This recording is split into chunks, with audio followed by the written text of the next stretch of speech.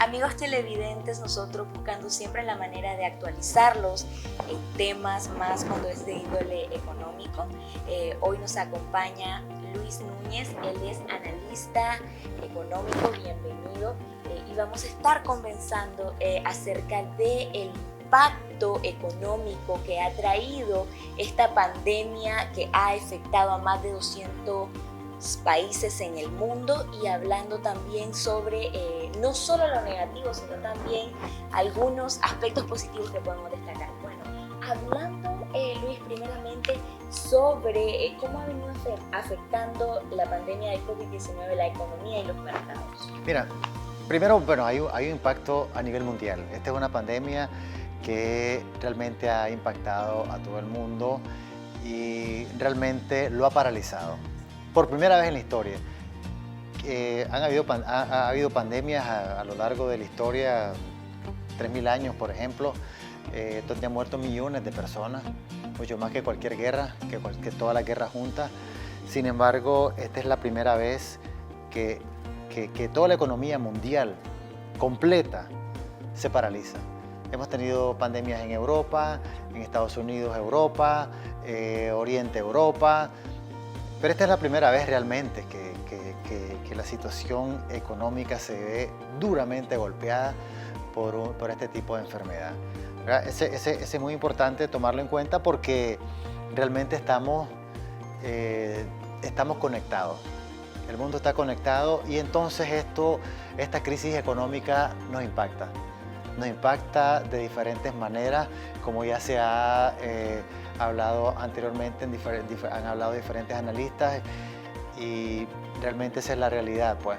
En el caso de Nicaragua, golpea doblemente, ¿verdad? En el caso de Nicaragua golpea doblemente porque recordemos que venimos de 2 años de recesión profunda por una crisis política, pues que no se terminó de resolver y que ha afectado también a la economía. Y entonces, en ese contexto, ya la economía estaba comenzando a repuntar un poco. Este año se esperaba que hubiese ya una recuperación. Si no íbamos a tener números negativos, nos íbamos a mantener en un 0%, entre 0 y 1% de crecimiento para este año. Esas eran algunas de las estimaciones. Sin embargo, el coronavirus vino a decir lo contrario, ¿verdad? Y las proyecciones, pues, para este año son bastante desalentadoras. Hablando también con respecto a la variación de la economía global, porque hay un porcentaje aproximadamente entre el 0.5 y el menos 1.5% en el escenario, ¿verdad?, de la variación de la tasa económica. ¿Esta se puede mantener durante el resto del año o puede variar negativamente? Mira, ya la economía mundial, ya las proyecciones de crecimiento de la economía mundial cambiaron totalmente. Se espera un decrecimiento en la economía global de alrededor del 5%, que es bastante alto, ¿verdad? Sobre todo las economías más desarrolladas son las que están resintiendo este golpe. Y siguiendo hacia abajo, las economías latinoamericanas pueden andar un decrecimiento de alrededor del 2.5, un poco más de ese nivel. Y en el caso de Nicaragua, las proyecciones son un poco todavía más negativas. Aquí se está hablando de entre menos 4.9 y 6% de diferentes organismos, como el Fondo Monetario, el Banco Interamericano de Desarrollo, el Banco Mundial y la CEPAL. Más o menos mantienen ese rango de decrecimiento de la economía nicaragüense, ¿verdad? Pero esto va a depender mucho de la rapidez con la que se actúe realmente para enfrentar la pandemia, en el caso de Nicaragua y en el caso de los diferentes países, y también en la capacidad que tenga el gobierno de Nicaragua para conseguir recursos. Es decir, una cosa importante, y creo que es algo positivo que hay en este momento, pues que no todo es catastrófico, hay dinero en el mundo. Es decir, los diferentes organismos financieros internacionales están poniendo a disposición de los diferentes países líneas de financiamiento para apoyarles. El G20, por ejemplo, dijo que iba a haber una moratoria para el pago de deuda externa, que esa es una cantidad importante. Estamos hablando de diferir el pago por varios meses. Entonces, esto dependerá obviamente de la capacidad que tenga el gobierno para acceder a esos fondos. Hay líneas de crédito para países en vías de desarrollo y que sean altamente vulnerables a la enfermedad, como el caso de Nicaragua. También podemos hablar con respecto a la inversión extranjera hacia Nicaragua. Con esta pandemia de COVID-19 también vendría a afectar las inversiones al país. Sí, las inversiones se han visto afectadas en estos últimos 2 años. El último informe de la CEPAL, por ejemplo, relativo a inversiones, destaca que por lo menos el 40% de las inversiones extranjeras para el caso de Nicaragua también han bajado. El Banco Central presentó unos datos más o menos parecidos, andan del 36% hasta el 2019, ¿verdad? De una disminución de la inversión extranjera. Aquí la inversión extranjera, en el caso de Nicaragua, como decía, va a depender mucho de la capacidad que el gobierno tenga para recuperar, por ejemplo, la imagen del país. Mucha de la inversión extranjera, recordemos que salió a partir del 2018, ¿verdad? Y se profundizó el año pasado, y este año puede profundizarse ya por razones planetarias, que es efecto de la pandemia, ¿verdad? Es decir, pudieron haber tenido la posibilidad o la intención de regresar a Nicaragua poco a poco, gradualmente este año. Sin embargo, la pandemia ha cerrado muchos mercados y también ha cerrado muchas intenciones de reinvertir nuevamente o de regresar a Nicaragua. Es decir, aquí, como decía, venimos de 2 años duros, difíciles, y entramos a otro año peor quizá, ¿ya? Pero con esperanza. Una de las preocupaciones más grandes, por ejemplo, hace poco estaban brindando estadísticas a nivel de Latinoamérica, que serán aproximadamente 37 millones de personas desempleadas y aproximadamente 17 millones de personas que podrían quedar en pobreza extrema. Hablando ya directamente de Nicaragua, ¿cómo podrían hacer, por ejemplo, las pymes o las MIPYMES para sobrellevar y sobrevivir ante esta crisis que estamos viviendo? Sí, mira, en este caso el problema de las empresas en general, algunas tienen capacidad para mantenerse, para sobrevivir, para enfrentar quizás por años una situación crítica como la que estamos ahorita, pero el grueso de nuestra economía son pequeñas y medianas empresas, que en este caso ven muy limitadas las opciones.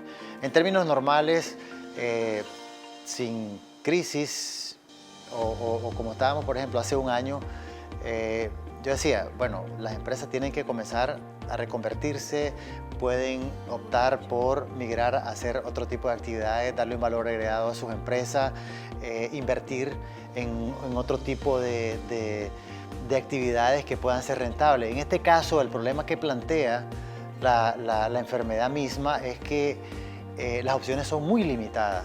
Son extremadamente limitadas porque estamos enfrentándonos con algo que rebasa nuestras capacidades. Es decir, hay una campaña en la cual lo importante es no salir a hacer lo mínimo, y eso está haciendo estragos en todas las economías del mundo. ¿Por qué se paraliza toda la economía? La economía se está paralizando. Y en el caso de Nicaragua igual. Entonces esto requiere ya no decir, bueno, ¿qué pueden hacer las empresas? Las empresas tienen muy limitada ahorita su radio de acción. Lo que tienen que hacer tiene que haber políticas públicas en coordinación con el sector privado para enfrentar realmente esto. Por ejemplo, ayudas a los diferentes sectores vulnerables. Primero, vamos estratificando los más vulnerables, los menos vulnerables y los que realmente quizás no necesitan, en el corto plazo, no necesitan un mayor apoyo. Es decir, aquí se tiene que identificar bien las necesidades de los sectores de las pequeñas y medianas empresas. Entonces, aquí, como decía, las opciones son bastante reducidas. No es como, por ejemplo, el año pasado, ¿qué podemos hacer? Podemos trabajar en esto, se puede hacer estos escenarios. En este caso, los únicos escenarios realmente son muy limitados por la misma enfermedad. La gente no sale, por ejemplo, muchas empresas grandes tienen a su gente en sus casas, esa gente prácticamente no sale, no consume. El consumo en el país va a caer todavía más. El año pasado fue alrededor de casi el 4%, el 2.9%, y realmente este año puede ser mucho mayor, ¿verdad? Mucho mayor porque hay una enorme incertidumbre.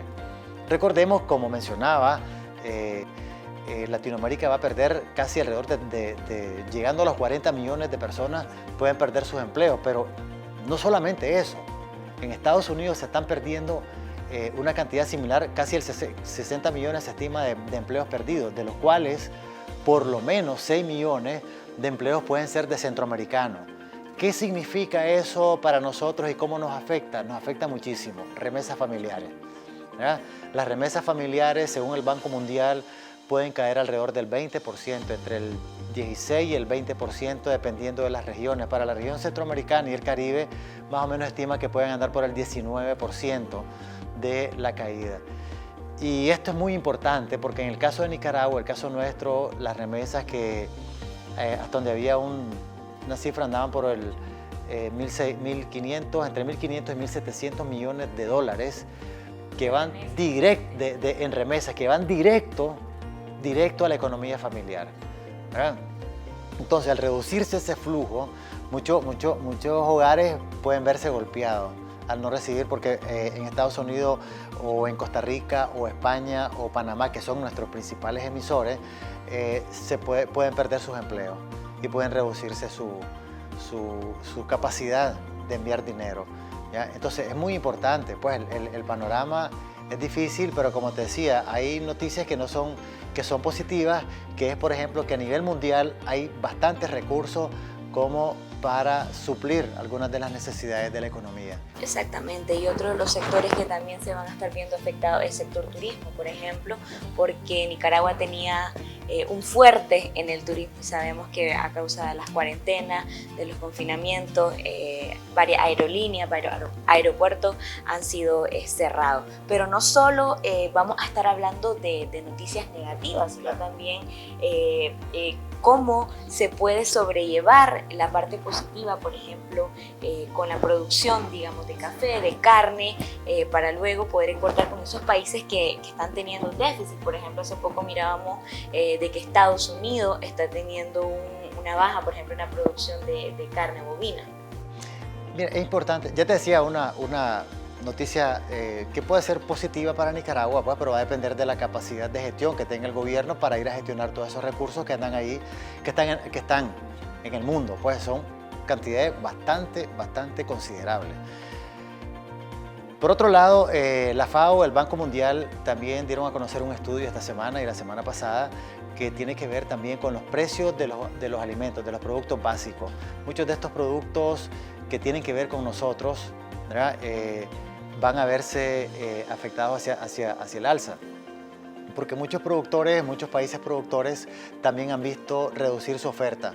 Es decir, puede haber algunos productos que nosotros producimos que no puedan llegar al mercado precisamente por efectos de la enfermedad. Entonces, esto abre una oportunidad para Nicaragua porque nosotros somos exportadores de alimentos y los alimentos durante este año van a tener un repunte importante, ¿ya? Nuestros productos de exportación, mencionabas la carne, el café, azúcar, incluso algunos granos básicos que exportamos pueden verse beneficiados precisamente por esta situación, ¿ya? Ahora, también hay amenazas que hay que superar a nivel interno y aquí vuelvo nuevamente a esta relación público-privada que tenemos que aprovechar precisamente esas posibilidades que ofrecen los mercados internacionales, por ejemplo, facilitando la producción nacional en función precisamente de esta situación. Si bien es cierto, mantenemos los mercados, están abastecidos porque el sector agropecuario sigue trabajando, pero también podemos aprovechar estos precios, ya esta estabilidad o alza de precios internacionales para obtener ingresos. Y creo que aquí es bueno, por ejemplo, políticas fiscales, políticas cambiarias, políticas macroeconómicas que puedan favorecer precisamente la producción y qué es lo que está demandando el sector productivo nicaragüense. Yo creo que es muy importante que todos tomemos en cuenta que nuestra salud es primero y si es necesario salir, hacerlo con todas las medidas que está brindando las organizaciones mundiales de la salud y si no, y tenemos la posibilidad de quedarnos en casa y evitar aglomeraciones, quedémonos en casa. Quiero agradecerte, Luis, por habernos acompañado, por darnos esta importante información, estas noticias que no solo vienen marcando de una manera negativa a nuestro país, sino también que hay buenas noticias ante esta crisis que nos está afectando. Y yo creo que todos ustedes deberían tomar en cuenta que este mes de mayo es decisivo, tomar todas las medidas y quedarnos en casa si es posible.